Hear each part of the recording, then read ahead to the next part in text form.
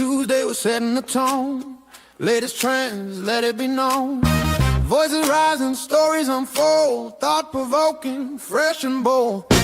From the mic to the movement we bring. Conversations that matter, hear wisdom sing. Insight, purpose, food for the soul. This is the place where ideas grow. It's Trending Tuesday. Tune in, stay ready. Inspiration served hot, call it mostly greens. With Chef Eddie.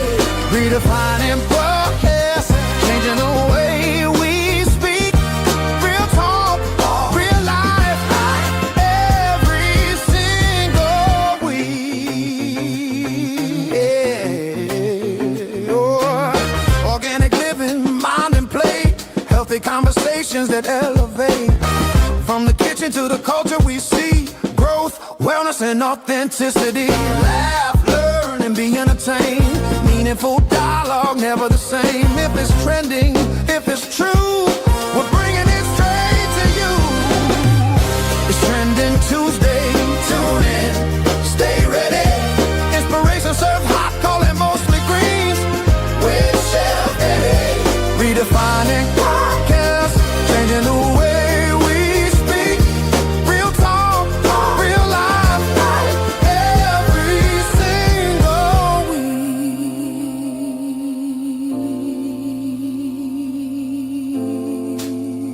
Yeah.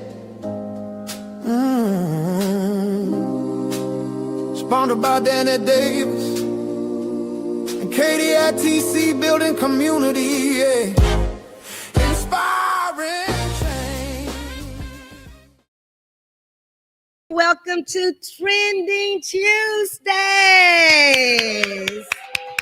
Oh, yes. Are we in for a treat? You know, sometimes before you go forward, you have to kind of look backwards, and it's always wise to look in the rearview mirror so that you can actually see from whence you've come.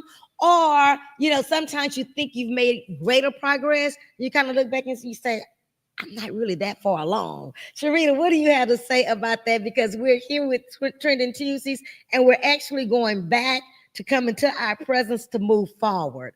What do you think about looking and reflecting first? I'm on the same page with you. I think in order to truly make progress, sometimes you have to look backwards and do a recount and perhaps see where you need to go, what your next steps need to be. So reflecting is always good. Well, 1 year ago, our guest sat in this space and shared what many may call have called a speculation of the accounts that were going to happen. Because many of them had not yet manifested. And so he was speaking about some things that people just had not had come to grips with. And so today, much of this is no longer a theory, right? It actually has manifested. And sometimes, you know, people have to be there in that state that we call the show me kind of category. Some people are like that. They don't hear what you say and receive it. They have to see it actually happening. You know, so I'm wondering today, is this a time where the hands on the clock, the hands of time are still moving forward, or are they actually moving backwards? I want you all in our listening audience to come on and chime in with us. We want to hear what you have to say. Do you think that the hands of time are actually moving forward, or they're kind of rewinding and going backwards? Let us see what you have to say. This Trending Tuesdays is, of course, brought to you by Kay Davis and Associates, Kay Davis in the community. Let's give it up for the woman herself who's responsible, Danette Davis. Yes, and we are live here in the Kay Davis showroom, bringing Trending Tuesdays this episode to you. We know that it's been cold outside. You've had some chilling things to happen, but we hope this show helps to stir you up and warm you up and get you reinvigorated to continue helping to move the hands of time forward instead of us regressing and going backwards. Let's welcome into the show today Mr. Lailu, I would dare not try to pronounce your last name because every time I look at it and think about it, I'm like, am I saying it correctly or not? So that our guests can get it correctly and can identify you properly, we're going to allow you to say your name personally. Welcome to Trending Tuesdays. Thank you so much for having me. I'm Laulu Davies Yemerton, and I'm glad to be here. It's not my first time here, but it's definitely great to be with you in the audience. Thank you so much. When you sat here a year ago, many of these ideas were probably not taken very seriously. The ideas that was discussed. Today, much of what you warned us about has unfolding and is unfolding in real time. So I want to revisit those conversations today because this isn't about being right. It's more so now about being ready. So we welcome you again.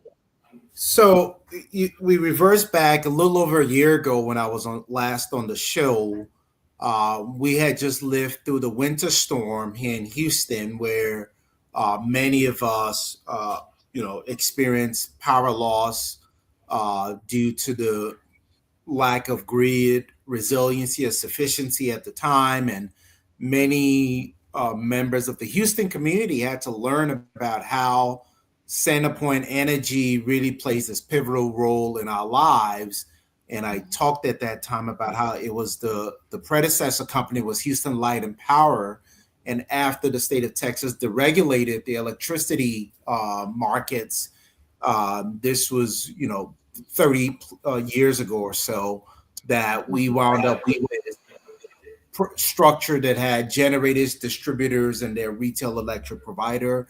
Retail electric provider would be like your Reliant Energy or TXU Energy. CenterPoint is who transmits and distributes the power. So a lot of us were living with that. And a year later, we went through another winter storm that covered much of the country, but we lucked out, right? Last year, we stayed below 18 degrees for about 36 hours. This year, hardly any parts of Houston fell below 20. So thankfully, we made it through that. At the time, I talked about just CenterPoint, how they work, and sort of our hopes for what we thought the legislature might do to attempt to prevent this.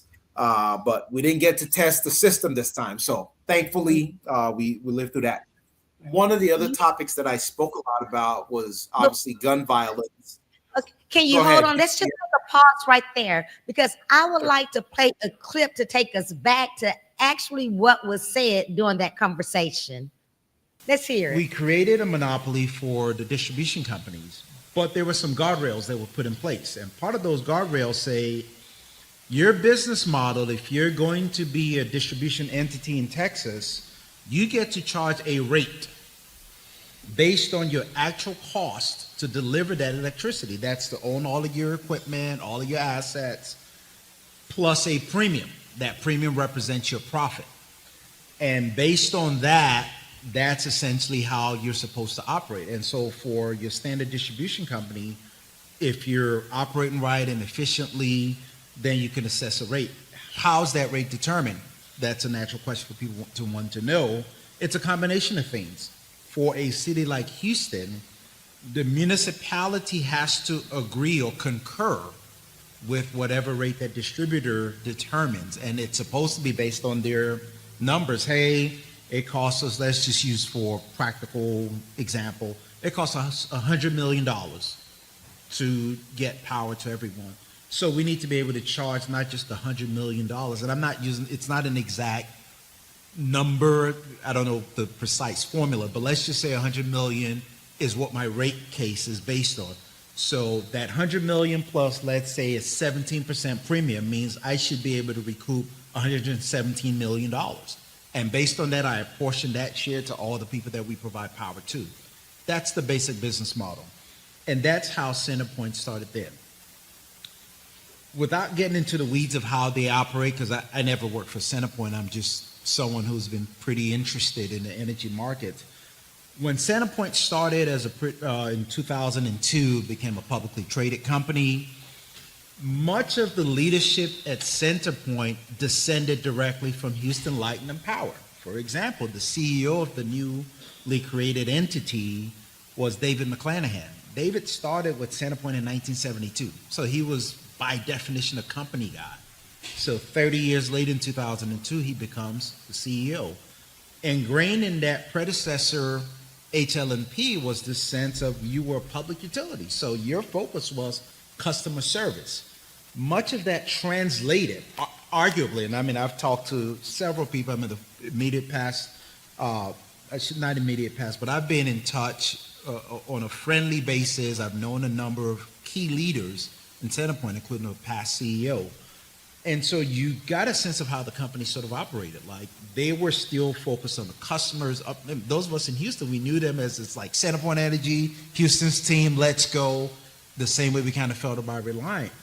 However, over a couple of decades, the company held true to who it was, but as it started to grow, it started to deal with, I mean, I guess the proverbial growing pains. You're a publicly traded corporation, your shareholders are interested, And they started putting profits over people and not having the customer service or the same customer service mentality. Okay, there we have it. Now, in that clip, we were just getting ready to talk about more of the profit over people and what happens when the shareholders' value outweighs human life. Tell us from that time then to this time now, and although we didn't really get to test the system very much with this past winter storm, what does the report card say have to report actually now? I think by and large, Centerpoint took heed to a lot of those lessons. I mean, you had the lieutenant governor, the governor making real threats that they didn't follow through largely on, but at least it was a wake-up call that forced Centerpoint's leadership to step up to the plate and really think about resiliency. If you remember last year, they had all these excess generators that they did not initiate, they didn't put to work. So they really did, they did a full-scale triage of their operations, and I think they made certain corrections there. They communicated better. I can tell you that, not only as a customer, but in my day job, I'm a builder, and I know they communicated far better through this crisis than they did last year. In addition to that, you've heard reports of things that they've done to really just show up. They had crew stays. I personally drove by on Sunday and saw I'm in their facilities with trucks ready to be dispatched. And in addition to that, if you've been paying attention, Centerpoint sold some of the assets that they own to kind of focus more on their core business. So that was probably a good thing to, sell off some of the companies that, I don't know how they acquired them, but they really, there were some announcements, I think around last summer, that they had divested some of those assets so they could really focus on the core business. So by and large, I think progress has been made there, but it's yet to be seen when next will face a real test. But, we can look at, on the whole, this was a light test of the system. So I'm cautiously optimistic, but we won't know till we know. Right, because I'm very interested to know if the infrastructure was really adjusted, because we do understand that more of the minority communities are normally the ones who experience power outages first, and they're out of power the longest. So I don't have the data on that, but a lot of the outages we had last time was either winds knocking down power lines or they froze. And so a lot of our communities, because of long-term disinvestment, have not had any new, any new construction investment, let's call it that. So what typically happens now, since Centerpoint has learned this lessons over the last few years, when new facilities are being built, they've prioritized running their power lines underground. We're doing it on a development project that my firm is involved with, so that we kind of mitigate that. But unfortunately, a lot of our communities, because a lot of that investment has not come in, you haven't seen as much on the side of burying power lines. So that's a big contributing factor. And then obviously, I don't know how their business model works precisely, but I'm sure where new facilities are being built, that probably drives where they make certain investments to bury their infrastructure. So I've got to think that plays a role, but it's not solely in that regard a Centerpoint issue. I think if we look at large at how we focus on reinvesting in communities without displacement, those types of new investments, whether it's parks or public facilities or commercial facilities, that's what can kind of spur on more of an investment to bury some of the facilities underground in our communities. Well, one thing for sure, we are grateful that we did not have to test the system this winter, this supposedly winter storm that we've just went through this past weekend. Sharita, what do you think about that? Well, I honestly, I didn't anticipate that it was going to be that bad. I don't know if it was just instinctively. Of course, I prepared all the time, so I didn't need to rush out and do a whole bunch of shopping because I keep the stuff at home already just in case. So you're one of those people, you don't have to get prepared because you stay prepared. That's right. You're absolutely right. Let me ask you in the listening audience, how many of you were already prepared, or were you in that rush hour shopping, trying to, figure out what was still on the shelves and what had been taken away with those essentials? Let me see you put that in the chat, and let's hear what you have to say about that. Also, you're not the first person that I heard to say that they were not really thinking or believing that it was going to be as bad as it was projected that it would be. And so I just want to say thank you. Yes. That for allowing us the grace Absolutely. for it to pass over this particular time. While we have you on with us, I want to go into a clip because we talked about the gun violence and the violence, because so much of the violence nature, the culture has seemed to become more normalized. At this time, we're not as alarmed when we hear things. As a matter of fact, a lot of times we hear, but we don't hear it. Let's play that clip. It's the culture of violence. We've fomented this. And so when you now evolve into that violence hitting home in a different way, you can't ignore the trauma that she's talked about. And think about, and here's the other thing. Everyone has had this response. Oh, we have to do better. This can't be accepted. Do you know how many mass shootings there have been this month? In the 8 or so days before that shooting, do you know how many mass shootings occurred? There have been at least 3 mass shootings in the United States that I can recall. And those are the ones that I know. I'm not talking about the ones that I did not read about.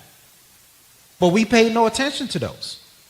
We become numb to it. We've become numb to it until it happens in this way. And my fear is, knock on wood, that this does not become something else we become numb to.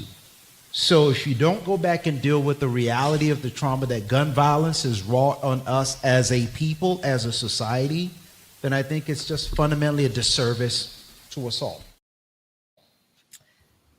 Yes, I believe it is a disservice to us all, because I believe that this reshapes how we live, how we think, how we feel about one another. What do you have to say about the violence that we're seeing through, in mass means, even with it dealing with ICE, and what's happening in Minnesota?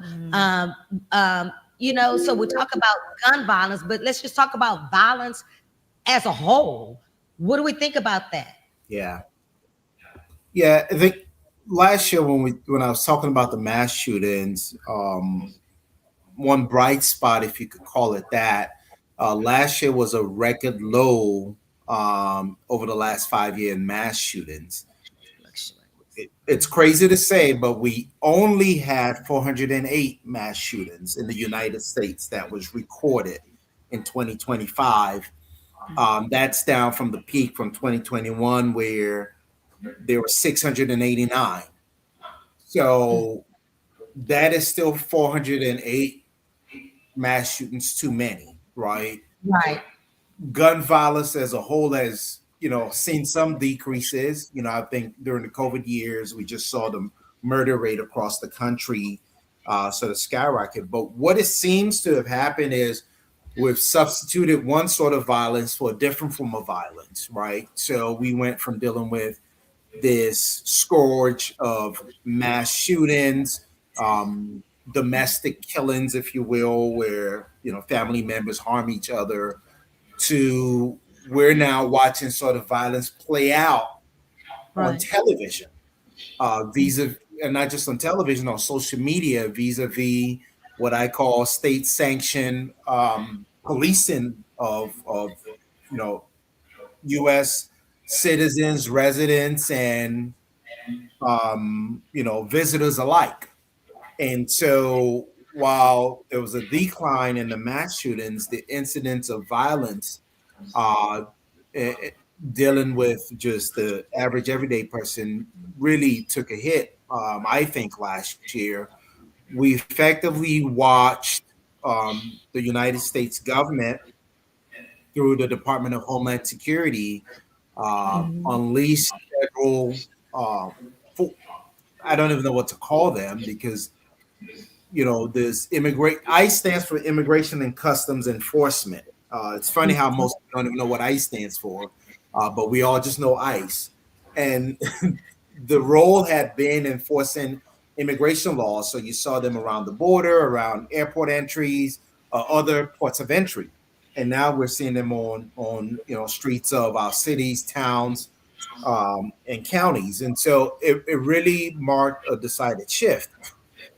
In addition to the violence that ICE was sort of causing on our streets, you also had tragedy occurring as a result of this action of detaining immigrants en masse. And so 32 people died in ICE custody last year across the country. And when I say ICE custody, many of them were incarcerated. There were a few of them. One individual was unfortunately killed while he was in detention in Dallas. Remember, there was a shooting at an ICE facility. And so there was one victim. I'm trying to recall. The victim's name was Norlan Guzman Fuentes, who died while being in custody. There were some other individuals who were murdered in the act of ICE attempting to arrest them. So that's played out. And then obviously we started off the year with just two very heartbreaking situations. Renee Good, Right. a mother, was killed while trying to navigate traffic and was shot as she attempted to drive away from those ICE agents. A couple of weeks following, now we have Alex Pratty, who was an ICU nurse for the VA, was killed in cold blood Right. by ICE agents. And so violence has not been far from us. It's ever present. And then you also have to talk about just the violence that we're still witnessing in our streets. And we're seeing it with a lot of young people. Gun violence is still the leading cause of death for young people in this country. So it's troubling and problematic. Right. And of course, violence stems a lot of times from untreated or unidentified trauma that has already occurred in someone's life. And when that happens, it only escalates to another situation. And some of that trauma is actually, I believe, Sarita, brought on intentionally. Just like we had the drug war, and it was said that drugs were brought into the Yes. community. Some things that are trauma related are, I believe, brought into our experiences. When you talk about having SNAP benefits cut, as we did the other month, a few months ago, right? I believe that, that's added trauma. Right. And that trauma brings about depression, anxiety, and people begin to act out in their traumatic situation. I believe we have it is Congresswoman Erica Lee with us. Erica, That's Jeff. Jeff. or is that Jeff? Yeah, I never have been There you are, accused of Jeff. being I've been accused of being handsome, not pretty. You gotta get a right hairstyle. Yes, indeed. How are you all? Great, good to see you. It's good to be seen. Sorry, I'm in between. I'm out here as a candidate in Fort Bend County, running for Fort Bend County Treasurer. So I'm leaving one meeting and headed to another. But I wanted to. Uh-oh. Well, Come on. Jeff, there you are. You got a good connection. Jeff, you don't have How you good doing, Brother Lalu Davis? You don't have good there. I think you have better connection there, Jeff. I think you have better connection now, Jeff. Can you hear me? Yes, I can hear you perfectly Great. fine. So while we have you with good connection, So while we have you talk with about, good connection, the violence that we're still experiencing, the violence that although we're still the experiencing, mass shootings have mass shootings have decreased a degree, but we have the but we have the other we have murders the and other acts of violence that have increased. We were just referring to just referring to out on ice. I would like for you to chime I would like in to this part of the chime conversation. in this part of the conversation. Lalu, he spoke on ICE and it being, the whole role of the immigration and customs enforcement is to, I know that one of the things that the current president mentioned, increasing the amount of money for Homeland Security and ICE so as to get rid of the criminals. And what this has become is an all-out assault on anyone that, is perceived to be someone that is a foreign national or an immigrant. And sadly, we've seen so many deaths, as Lalu mentioned. I was at a candlelight vigil with Congressman Al Green not too long ago for Renee Nicole Good. And here you have a 37-year-old mother of three who was just simply, protesting and disagreeing with the behavior and the actions of these ICE officials. Mind you, we don't even know if these people are qualified to be enforcing these immigration, laws as they try to, now insinuate that that's the primary intent. It started off with, we're trying to get rid of all of these bad criminals, but now it just gave the current president justification to do what was always talked about being done in Project 2025. See, all this stuff is playing out. We talked about it, we said it was coming, and now it's here, and it's like people are, it's like a lobster, putting a lobster in boiling water. The lobster just sits there in shock because they don't realize that they're dying. And it's like right now in real time, we're dealing with shock and awe.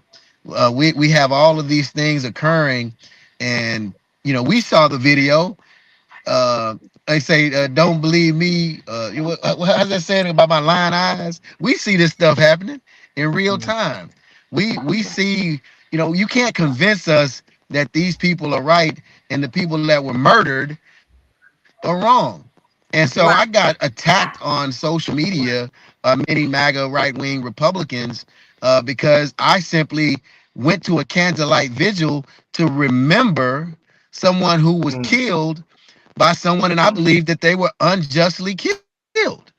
I didn't believe that they should have been killed. They should still be alive. Renee Nicole Good should still be alive, just like many other individuals that are just simply protesting and exercising their constitutional right to let their voices be heard. And so they try now to just to justify the murder and the assassination of this young man that was recording them on camera because he was licensed to carry, and they're trying to say, oh well, he had a gun and he was trying to. No, they had already taken the gun from him before.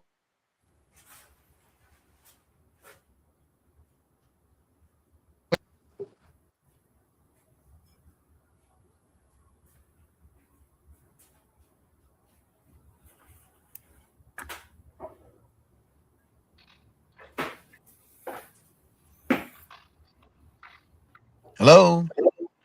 Yeah, Jeff, I'm here. I'm not sure if their connection got disconnected. Are you hearing me? Hello. Jeff, can you hear me? I can see and hear La. I can see Lalu, and I can see myself, but I can't see the host. Okay, Jeff, can you hear me though?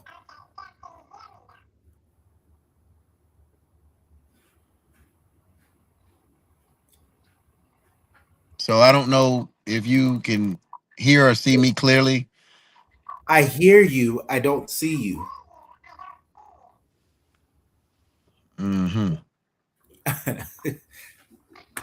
I I can hear you but not see you. You sound like Mickey Mouse on my end. I can hear that too. So I think I'm going to leave and come back in. So give me 1 second. Actually, if I leave, they have to let me back.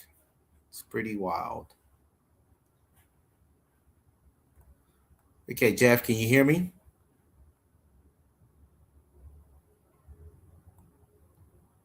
Can you hear me any better? Okay, you're gone too.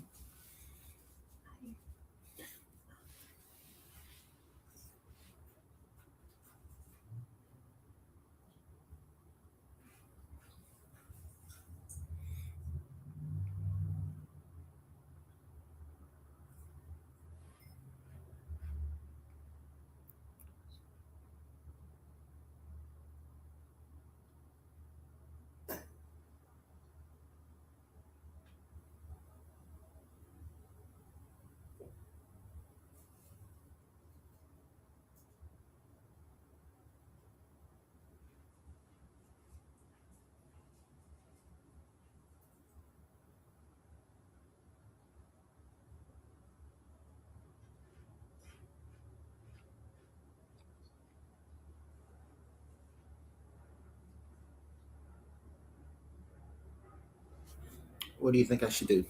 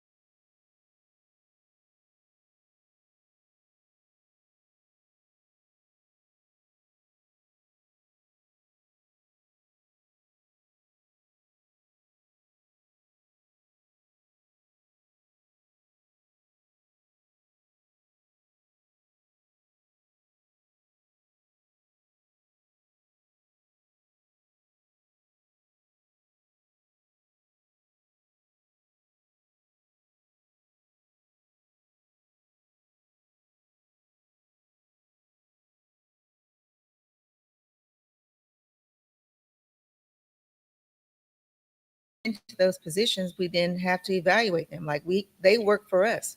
We've hired them to do the job. And if they don't deliver, then that's our opportunity to find somebody else. And so I think just becoming more informed and then taking a stand and using your power, using your voice and voting and making sure you hold those elected officials accountable. And you have to know what you need to be holding them accountable for.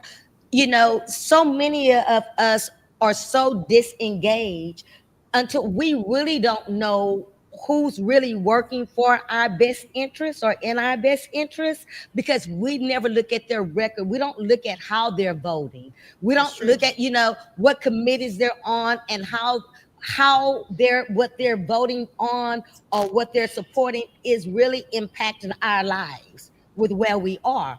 And so I think we wait until election time and we only hear what their opponents are saying about what That's they're right. doing or not doing. And we don't know that to be true or not, because they're, you know, when you're in a fight, you come out and you're going to come out with the ammunition that's going to benefit Absolutely. you, right? Right. So what you're saying could be partial truth or no truth, or it could be truth.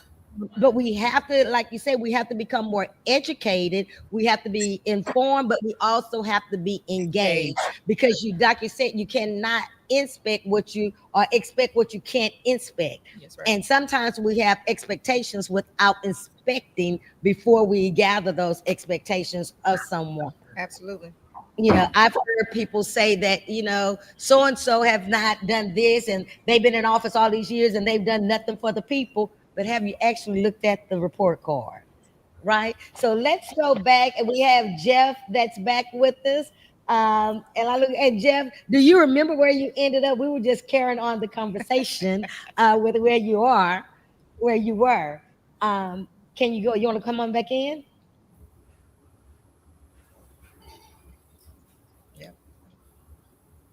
I'm not sure what happened to Jeff, but he was just talking about being at the vigil for Renee Good and being heckled online because he posted about being there on a social media post.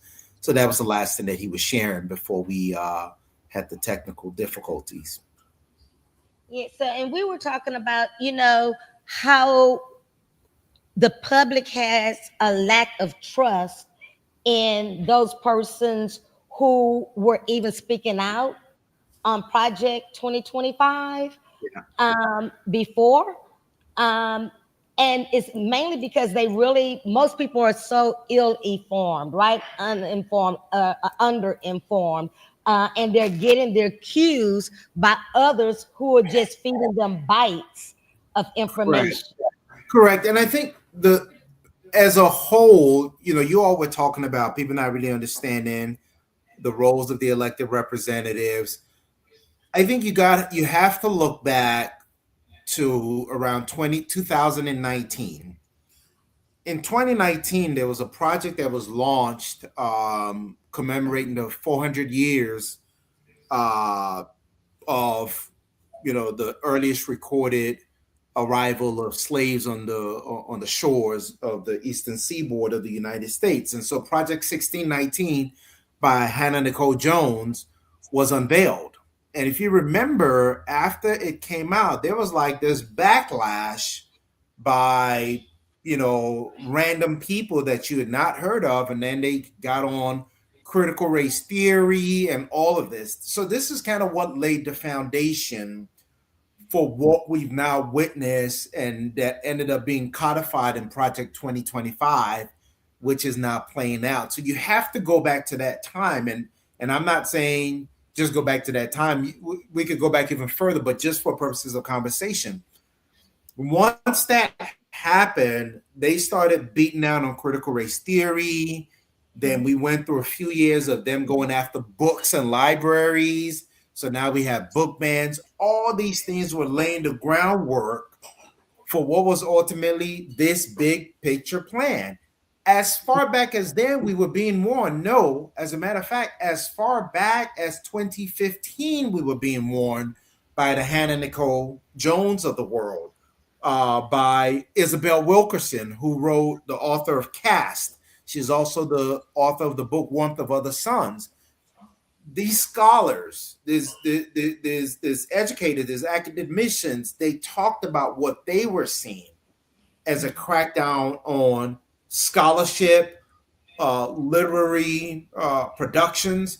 And so they were forewarning us as far back as a decade ago.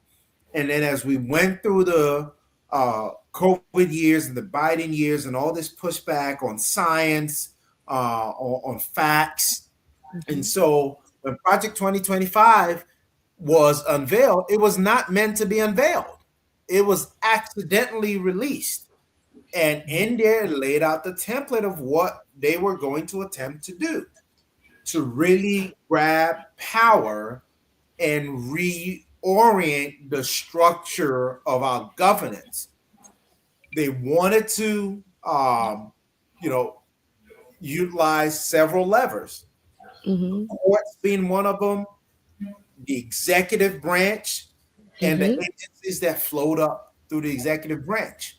And so that's why when January 2025 came, in the first few days, there was a slew of executive orders that started to implement Project 2025's framework.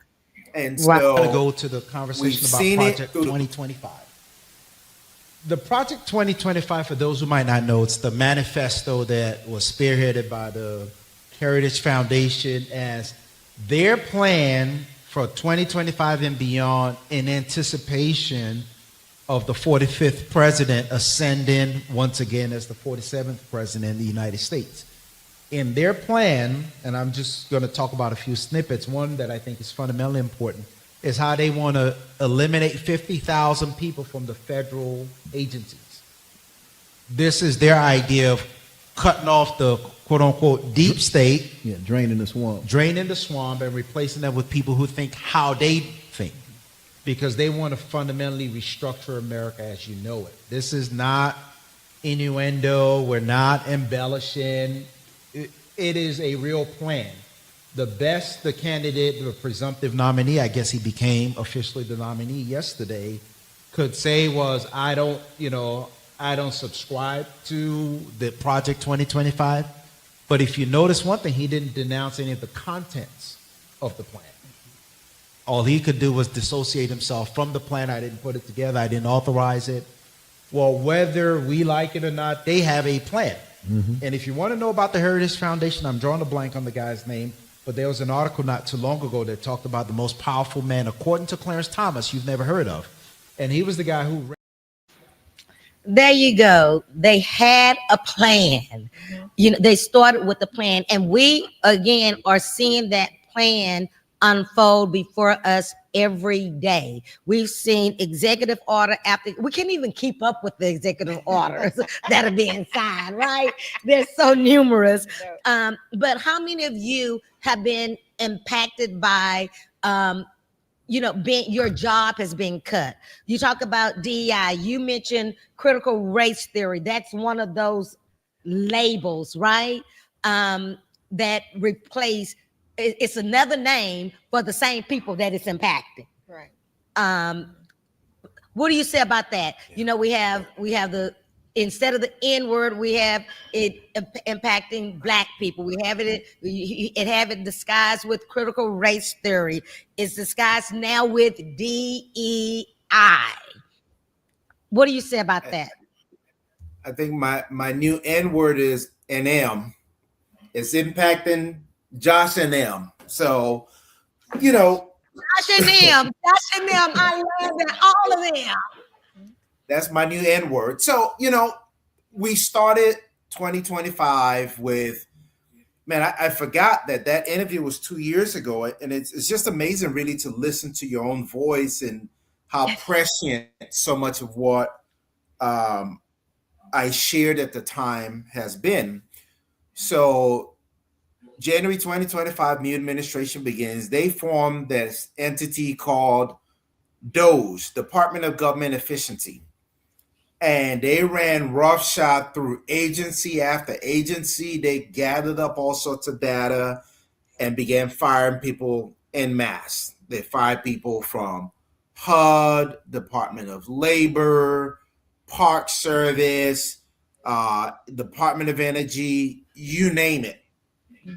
They fired so many people that after a while they were realizing within weeks of firing certain people, oh, we don't even have people to serve certain functional roles. So they had to plead with people to come back and take their jobs. We went through 8 months of this chaos, roughly, maybe it was less than that, till Elon Musk's Tesla shareholders said, okay, you've done enough. We need you to come back and focus on actually running the business, which we invest in to allow you to do what you're doing. Since then, the report came out that despite all the chaos that they caused, the savings never fully materialized because they never really had a concrete plan. Now, that's not to say the costs have not been impactful or meaningful. I have friends who've lost jobs working with federal agencies. I have friends at the Department of Justice whose careers were affected, folks working Department of Energy, and so on. And we're still reeling. We're still dealing with agencies like HUD, who, and then let's not even add the government shutdown, the impact that that's had on payment of vouchers, or the troubles at the Department of Education affecting child care service providers. So the impacts have been real in terms of the disruption, in terms of how they've attempted to, through the rulemaking process. So Congress passes the laws that directs agencies on how to act, but the agencies make the rules. So they've rewritten so many rules that's affecting how the Department of Education works, Department of Agriculture, so on and so forth. So the devastating consequences will not be known for years, but we will feel it for even much longer than that, because when you break these systems, it's not simply a matter of, well, the next president comes in 4 years and then you put it back on track. That's just not how it works, right? Along with the craziness of the Doge activities, we had the tariff regime. They announced immediately after inauguration, then they delayed them, and then it became, well, April 1st was the tariff day when it was going to be unleashed, and it caused chaos, disruption with supply chains. People were buying things in anticipation of these hikes. A year later, we're still dealing with that, and we fought with Canada, we fought with our European allies on tariffs, that all of a sudden, the latest news over the weekend was Treasury Secretary Bessent talking about, actions we might or might not take to impose new tariffs on our European allies, and with Canada, because Canada announced. Mark Carney, the Prime Minister, was at the World Economic Forum at Davos. I believe that was, so much has happened, I can't remember if it was last week or the week before last. It was at Davos, and he gives this speech where he talks about the fact that, the old world order was partly built on falsehoods, and that everybody accepted the falsehoods and operated. But now the falsehoods had to be over. They were taking the sign out of the store, was the analogy that he used, talking about how the Czech Communist Republic survived, where storeholders simply would place a sign at their door, Workers United, even though they didn't believe it. And that much of the the world order has been based on that. I'm citing these facts because when Canada, who's one of our top allies, who's a G8 country, summarily goes on the world stage and say the middle powers can no longer rely on the old world order, I don't see any scenario where in 2029, new administration comes in and all of a sudden Canada says, okay, we're going to have a reset. Or where NATO is going to come back after the disruptions caused by the conflict about Greenland, where Denmark has had rights to Greenland for 80 years post-World War II, and all of a sudden we decide now we want it. Or the disruptions around our agreement with our NATO allies about their security and defense, our defense of Ukraine. When we pulled back resources, NATO stepped up with $100 billion to fill the gap. These are material shifts in geopolitical relationships. and they don't just get upended overnight. The deal that was struck between Canada and India, I'm sorry, between the EU, the European Union, and India this week was 20 years delayed. So 20 years of negotiations all of a sudden became accelerated because of our European allies finally deciding, okay, the old world order no longer exists. So they're moving on. So the world is moving on. And that's kind of what I'm coming back to make that big point about these disruptions that we've witnessed over the last 12 months are not simply going to be corrected by voting in a new president in 2028. Let's see. Has Congresswoman Erica Lee Carter been able to join us yet? She's not on right now. So we're going to continue the conversation. We know that there's a lot of shifting going on. Let's bring it to the people where the people can really understand what we're speaking of. Because a lot of times I know the people, what I hear is that so much of this talk is over my head. So I really don't understand it, so I don't engage in it. So let's make it very simple. Let's simplify the recipe a little bit so that the common person can understand really where we are with this shift. Mainly, it was stimulated through language. We talked about the language shift, right?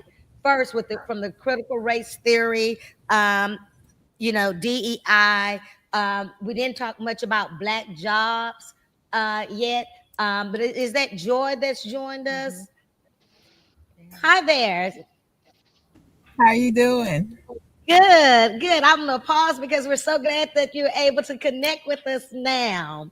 And I'm not sure how much of the conversation that you've been able to be privileged to, but right now we want to make sure that we are speaking to the everyday common person who's not, that engaged, because so much conversation seems to have not been able to be simplified to where they can understand it.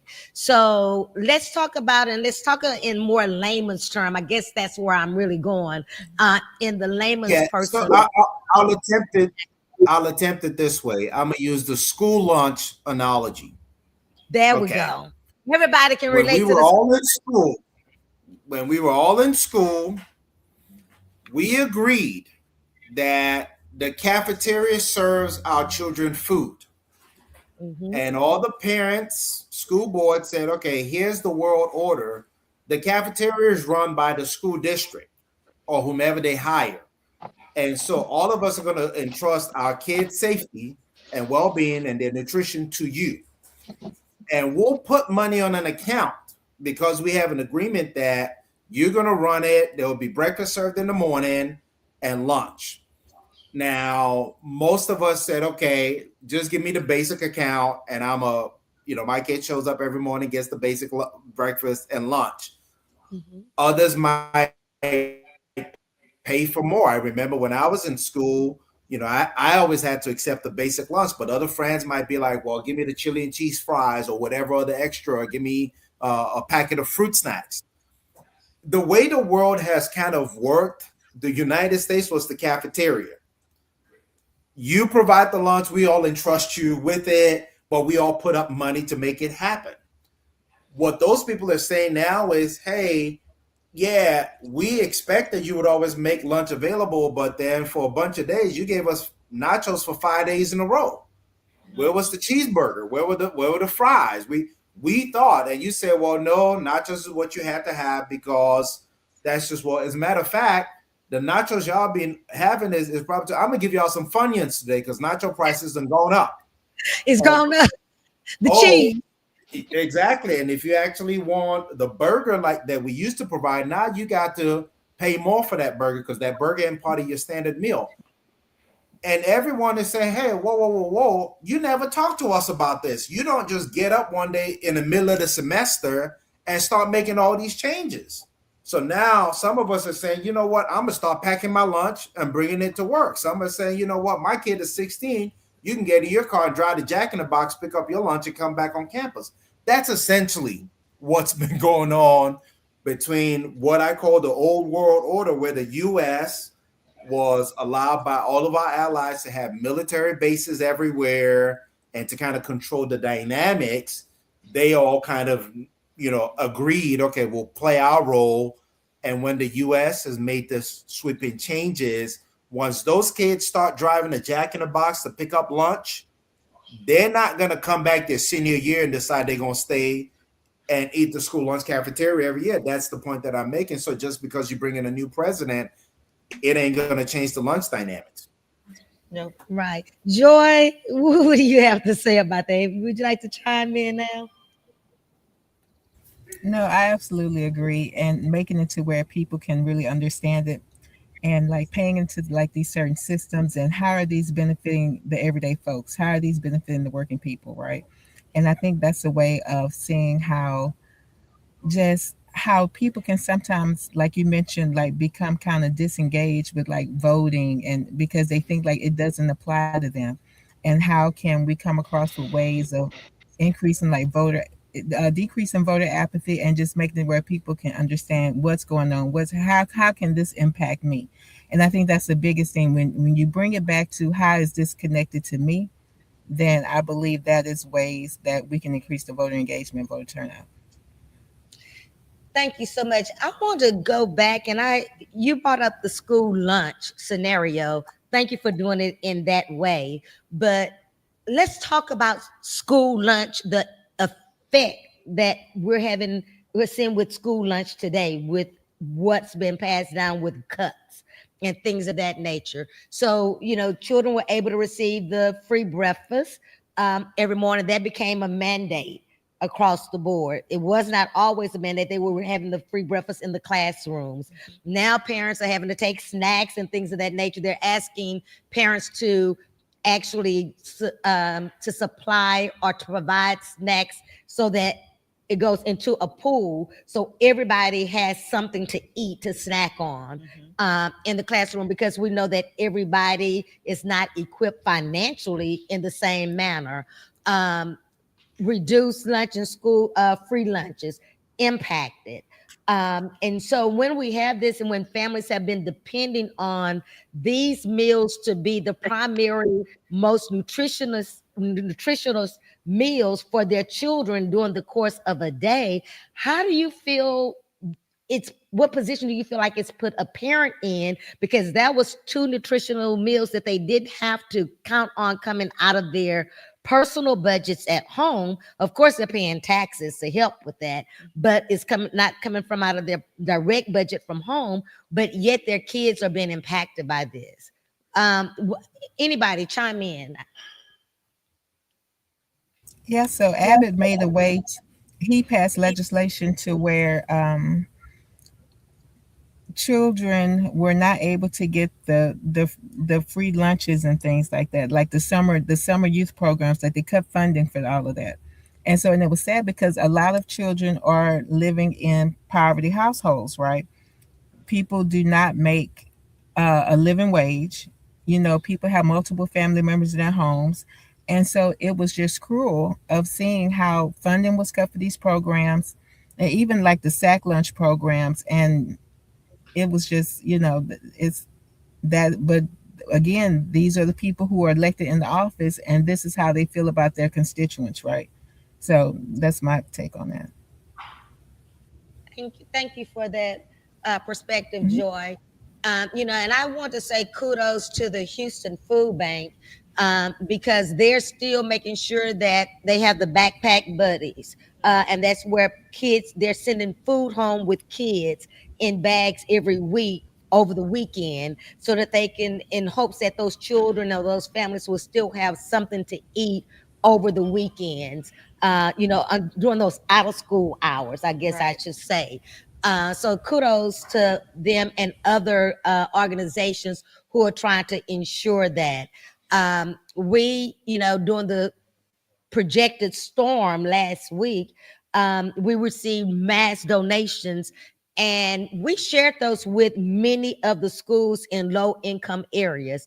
We were able to fix, and they were able to support in fixing bags of cook food that you could either eat warm or you could eat room temperature or cold, right? Because if we lost power, those families were going to need food. And with the children being out of school those extended days, again, they were going to need food to feed those children. And so we want to say kudos to those who are stepping up to try to fill the gap where cuts have been enforced. And so we're seeing those enforcements. I think Jeff is not here. Okay. And so let's kind of go back to the next clip. You have another clip for us? Because we want to start moving into our call to action. I'd say it's pretty simple. For many people who think that it's even a question about whether your vote matters, we need to understand our history. The only way that happens is the two E's, education and enlightenment. If the schools are not going to do it, then it's on us to help enlighten ourselves. The next E I'll talk about is economic empowerment. That's the next frontier for us. We have to take care of the E's, the education, the continuous enlightenment, and now economic empowerment. I would add, Martin Luther King was killed when he had gotten into pushing the fight from civil rights to economic empowerment. So it demonstrates to you how important that aspect is. And we have to tie those things together, whether it's black jobs, whether it's paid jobs. Education leads to economic opportunity, but more importantly, we need to start doubling back down to what made our communities thrive in the past, where it was that economic interdependence.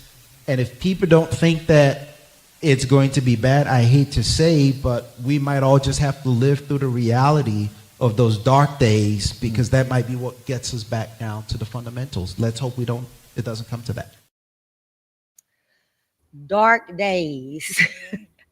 How many of you think that we are experiencing dark days? I mean, some people still, I think, have their heads in the sand, and they're in denial, or they just don't want to see what's going on. Do you feel, Sharita, that we're experiencing some dark days? And I want to hear from you, Joy, on this as well. Certainly. I think that we're at the beginning of that. And I think it's darker for some people than others. You know, like I say, those folks we talk about that were, really dependent on that, it's impacting them much faster than others.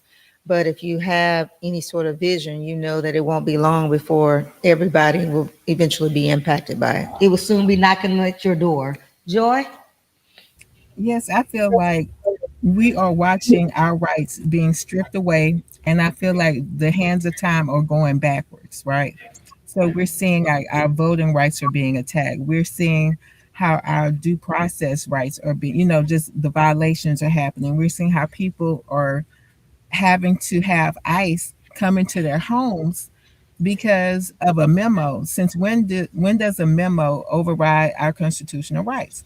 And then also people who are incarcerated. Just if you're wanting to file a lawsuit, when Trump took office, he said he was going to pause any of those lawsuits that were coming in. And if you happen to extend a certain period of time, those lawsuits are invalid. Like they can't get justice from that. So I do feel like these are dark times, but I also feel that there's hope. I feel that with everything that's happening, that this is a wake-up call. This is a wake-up call for people to see these are the results of what happens, when you don't vote. These are the results of what happens when you vote against your own best interests. And so I'm thinking that this will be a wake-up call. I feel like a shift is happening and that we will be moving to brighter days.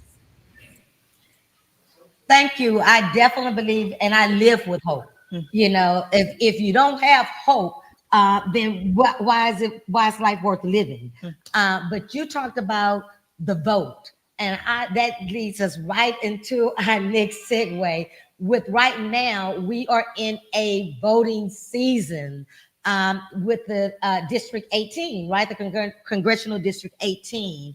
And thank God we got the 2 extra days. So if you have not gone to vote, go vote. Get to your nearest poll and go vote.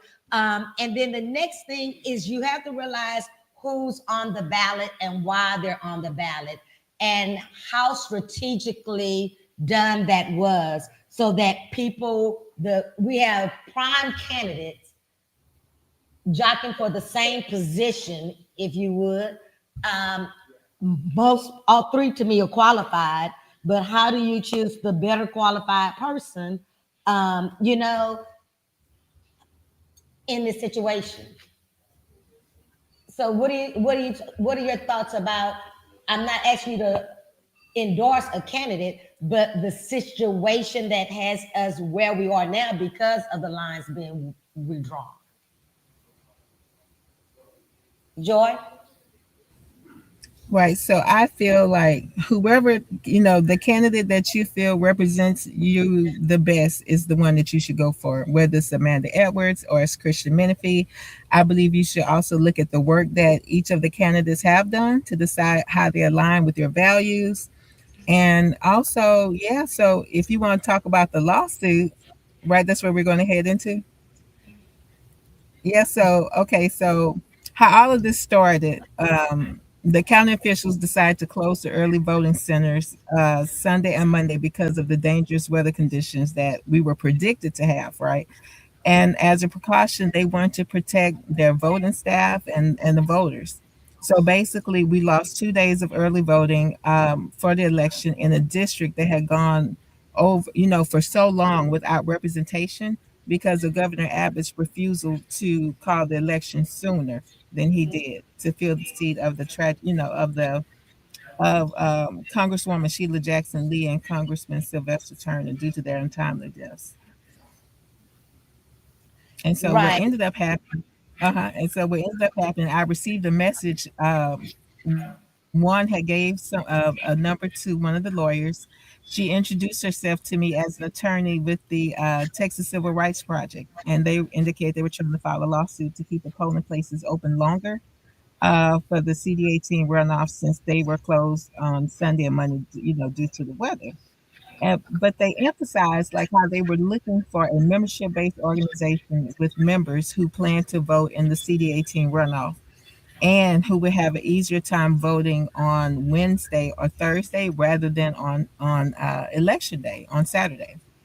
And so she said to me, she said, I know that's a hard ask and there's so much going on, but if you're interested at all, or if we know someone who might be, just to let them know.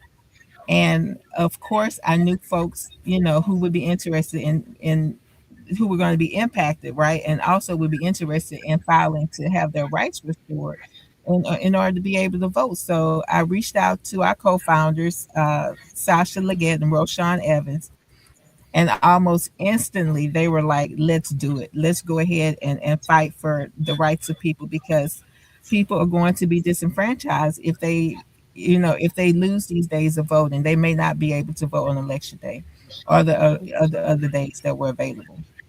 So then came the task of trying to find people who would have been impacted. And so I made some phone calls to our members who I knew resided in CD18, and that's how we located Ecclesia Morris. And Ecclesia Morris, she's one of the members at Pure Justice. She has such a beautiful spirit. She is a mom of a large family, and she also has a daughter who has special needs, just a beautiful daughter as well.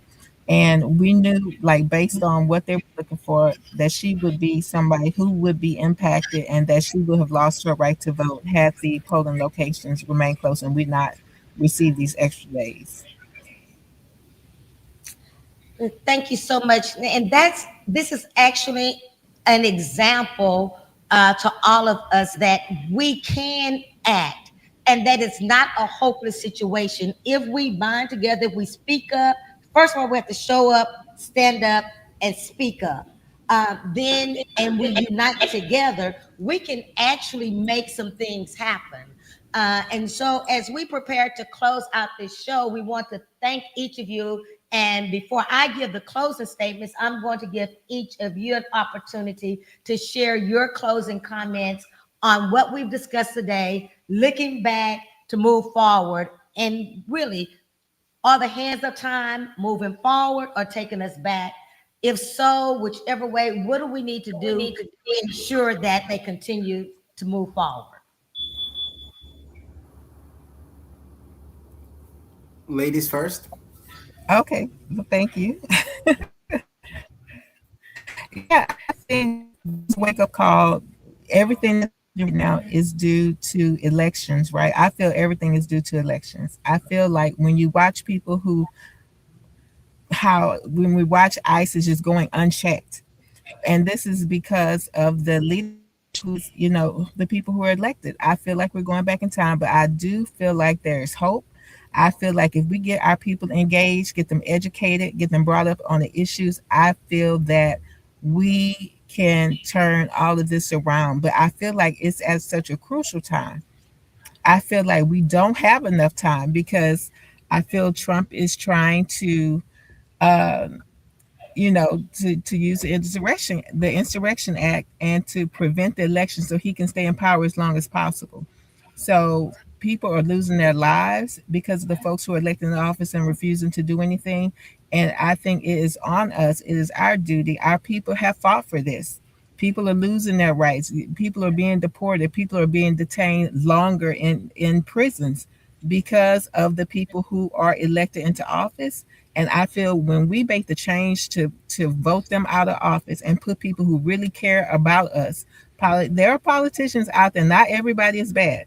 There are some very progressive people who are out there, and I feel that if we get them elected into office, that the world can change around for the better. Like you said that we don't have a counter plan. Before you said that a year ago, we're reacting. In many ways, we're still reacting. What advice or what would you like to offer to us to help us to get out of reaction state and move into a proactive state of engagement today? I go back to the E's that I talked about last year: education, economic empowerment. Joy has added another E about elections, but I don't want to oversimplify it that way. People have to understand the privilege of living in America means that you get to live in a constitutional republic that's a democracy. Democracy is literally defined as government of the people, for the people, by the people. The by the people part is where people, I think, fail to understand. Governance is hard. The right for us to exist as humans is someone has to lead and dictate how our lives are orchestrated. We just happen to live in the United States where you actually have not only the right to participate, but a responsibility, because without active participation, it's no longer a democracy. Right. So that said, when we talk about the constitutional Republican form of government, our democracy works where we elect someone to represent us, as opposed to a direct democracy where you vote on every issue. What we're seeing is the consequence of who we elect or fail to elect to represent us. People for years will say, "Oh, I'm tired of voting because my vote doesn't count." It's because they assumed that all those rights that they enjoyed were just perpetual. And we're now learning the consequences of when we fail to participate in the electoral process, or we participate just free willy-nilly, and you let someone get elected, you can now really face some real consequences. They've cut away at the voting rights. They're cutting away at just your rights to free speech, right of assembly and of protest. And so we're really faced with these difficult times. But yes, Joy is right. One of the ways that you can start to address this is through the electoral process. The education component is, and I use the term enlightenment, we have a responsibility to know what's going on. Yes, I know it's not the fun stuff, but social media makes it so much more achievable now. Don't Yeah. just follow people who share funny videos. Follow people who share insights like Jeff Boney. So follow people who share articles that you could get some insight so that you know what's going on with HISD. You know what's going on at City Hall, whether it's the city of Missouri City or the city of Houston, so that you know what's happening at the state legislature. And then finally, economic empowerment to me now, the slight difference is I was saying then to focus on economic empowerment and economic interdependence, but now more than ever, when times are tough, when times are dark, we got to look inward. Yes. And that's the challenge and opportunity. We got to get back to supporting our businesses, supporting our institutions, supporting our friends, family, loved ones, those who are in business, support them where you can, encourage them along the way. But I also agree, it's not all dark. Weeping may endure for the night, joy surely cometh in the morning. I think if we start to refrain and take purposeful action, we certainly can await the joy of the morning sun. Yes. Jeff, let's hear what you have to say.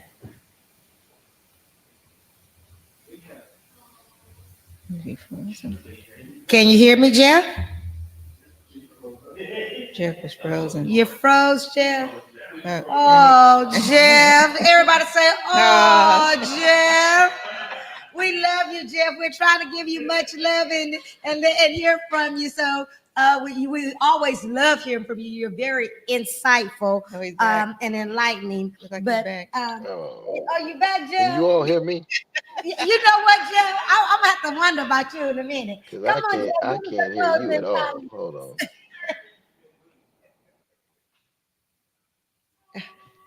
Can y'all hear me? Yes. Yes? Yes. Okay. Well, I can see you perfectly clear. Well, let me just, since you can hear me and hopefully you can see me, let What me you just see? say what I got to say because I can't hear you all at this moment. I just heard Lalu. But let me, first of all, hate that I had not been able to consistently be on. But I do want to say, first and foremost, I wanted to give a shout out to Joy and Pure Justice. They successfully were able to help get the additional 2 days for early voting established because we can't afford to have any days off. And so yeah, the weather was bad or whatever, but to be able to get those two additional days, or well, get those 2 days through the court system, that's why we have organizations like Pure Justice and individuals that are advocating and fighting on our behalf, and when we don't know that they're fighting in many cases. I just want to say a couple of things. It's very important that we stay engaged. We just celebrated or commemorated the life legacy of Dr. Martin Luther King. And everybody had their parades and they breakfasts and they luncheons and they galas and they this and they that, and had oratory competitions and whatnot. But I want to remind us about Dr. King's speech, which everybody talks about and refers to as the I Have a Dream speech. It was not called the I Have a Dream speech. It was called Normalcy Never Again. And we're experiencing some times that we cannot afford to look at as if this is normal. None of the stuff that we're experiencing is normal behavior, but they are trying to normalize this as if this is the norm. This is what we should anticipate. This is what we should expect. And the only way that we are in this position is because of who we voted for to be in office or who we didn't vote for to be in office. So a non-vote is a vote. And I tell people that all the time. When you don't vote, in essence, you're saying I'm accepting whoever it is that the majority says we want in office. But your vote, your vote is your voice and it matters. And we have to really do a better job to educate, equip, and empower our community and challenge our community to get off of our behinds. And we have to show them and teach them why this is important. And if that's a door-to-door effort, The same way we knock on doors asking you to go to the polls and vote for us, we need to be going door to door, educating our community on the laws that impact them, why these particular candidates should be in office. Because see, we're in some trying times. We're some real trying times right now. And they're not going backwards. They're full force, full steam ahead. And unless we pump the brakes and say enough is enough, and we also need to hold the elected officials in office that we put in office, that we stand in line for hours for. Many of us stood in line for hours to elect President Barack Obama and to give him the House and the Senate. And in the 2 years in which he had the House and the Senate, yeah, we got the Affordable Care Act, but the issues that were truly pertinent to Black folks, shoring up our voting rights, shoring up our public safety and making sure that we're safe, those things were put on the back burner and other issues were pushed. Not that those issues weren't important, but the Latino community got their issues addressed. The LGBTQ community got their issues addressed. And many of the issues that impacted Black folks, they did not address them in the 2 years. So when they lost the House and the Senate in the 2 years subsequent after that, and then his second term, we were up the creek without a paddle. And then fast forward to President Biden, same thing. He was elected, got the House and the Senate, and the issues that were pertinent and issues that mattered, the John Lewis voting rights bill and the George Floyd bill, those things did not get passed with a Democratic majority. And these people made sure they got to the polls. So we can't keep saying, get to the polls. Your vote is your voice. We need your vote. Don't be apathetic. We have to show them why their vote matters. And I don't think we do a great job of that. And we can change it if we make up our minds to do so. Thank you so much, Jeff. Joy and Laul. Let's thank our guests on today's show, and let's thank our in-person guest, Miss Sharita, who joined us today. Sharita, last comment. Well, I think I don't need to be I've seen or heard a running theme, and we're all saying pretty much the same thing, is that education is key. We need to make sure we use our voice and get out and vote. And then we need to hold those people accountable who we have elected when they don't deliver on the promises that they made during their campaigns. Thank you. Well, you know, today's show took us back. We reflected.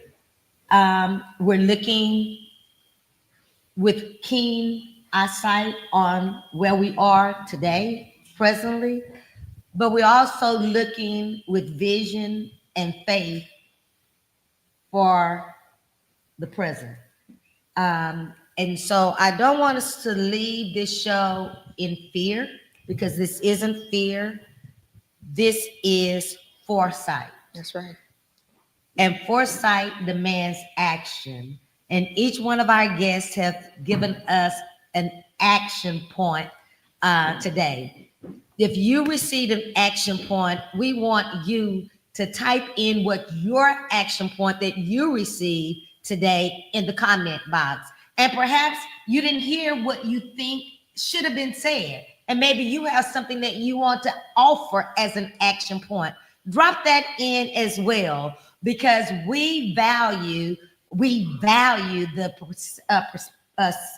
perception of all of our listeners, our viewers. We're different. And sometimes our difference is where the real value is. So drop it in. Don't feel ashamed because we didn't say it or one of our guests didn't say it. You can say it and we can entertain it.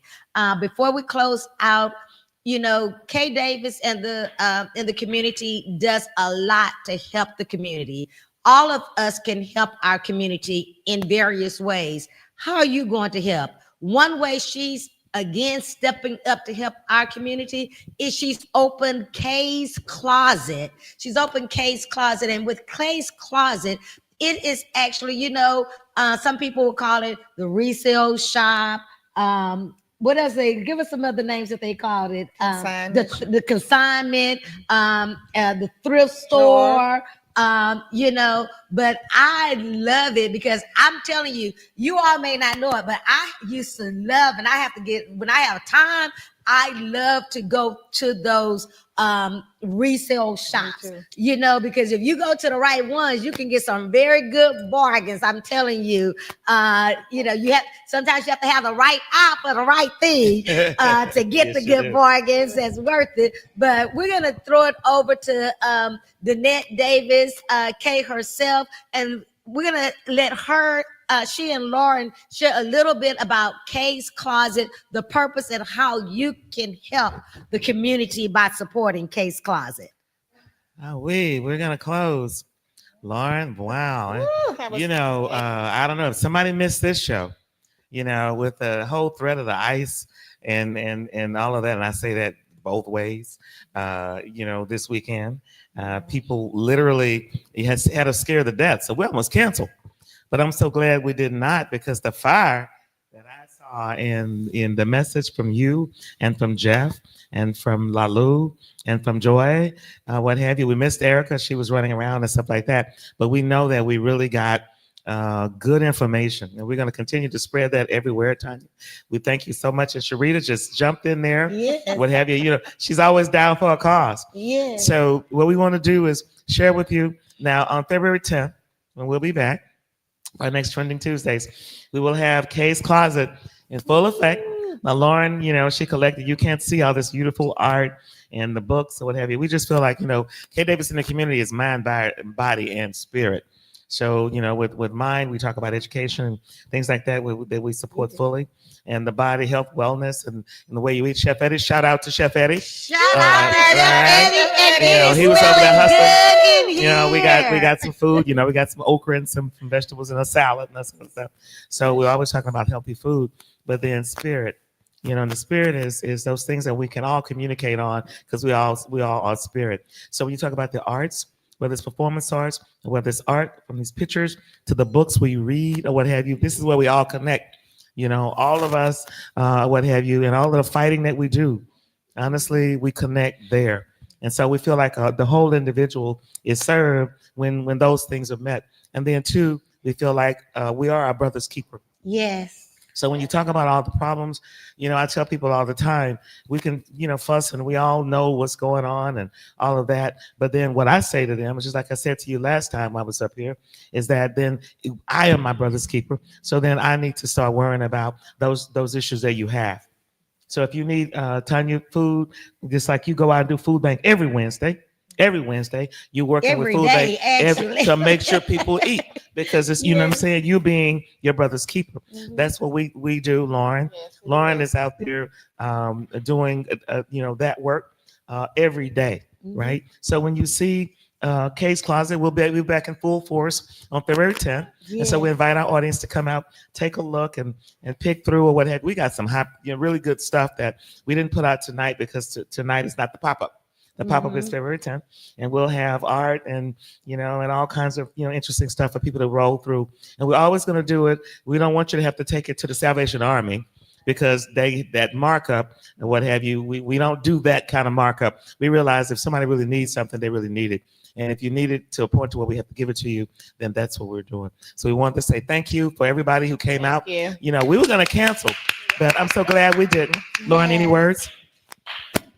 I just want to thank everybody that's here. Thank you for those online and on the studio audience, because Kay Davis in the community, as you know, Kay cares. Yeah. And we appreciate everyone coming. We cannot do this without, there is a dollar amount attached to everything we do. Yeah. So we need your support financially, not just, you know, in body, but also financially, so we can continue to put Trending Tuesdays out. It's a lot of work that goes on behind the scenes.